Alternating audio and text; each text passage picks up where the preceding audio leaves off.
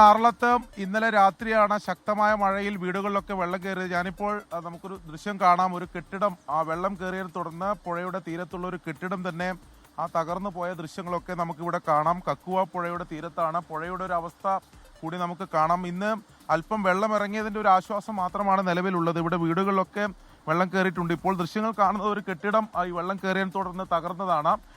ഇങ്ങോട്ട് വന്നാൽ ഇത് തൊട്ടിപ്പുറം തന്നെ ഒരു വീട് കൂടിയുണ്ട്. ആ വീട്ടിൽ കാണാം. ആ വീട്ടിലും അതോടൊപ്പം തന്നെ ഈ സമീപ പ്രദേശങ്ങളിലുള്ള 20-ലധികം വീടുകളിൽ വെള്ളം കയറിയിട്ടുണ്ട്. ആ വെള്ളം ഇന്ന് രാവിലെ ഇറങ്ങി. പക്ഷെ അവരുടെ പൂർണ്ണമായും വെള്ളവും ചളിയും ഒക്കെ ഈ വീടുകളിലേക്ക് കയറി അതൊക്കെ ശുചീകരിക്കുകയൊക്കെ ചെയ്യുകയാണ്. നമുക്ക് ആ ദൃശ്യങ്ങളിൽ കൂടി പോകാം. ഇവിടെ ആറളത്തെ 13-ാം ബ്ലോക്കിലാണ് ഞാൻ നിൽക്കുന്നത്. ആ പുഴയോട് തീരത്ത് തന്നെയുള്ള ഒരു വീട്ടിലാണ് നമ്മളിപ്പോൾ. ഈ വെള്ളം കയറി പൂർണ്ണമായും. ചേച്ചി, വെള്ളം കാര്യമായി തന്നെ കയറിയല്ലേ?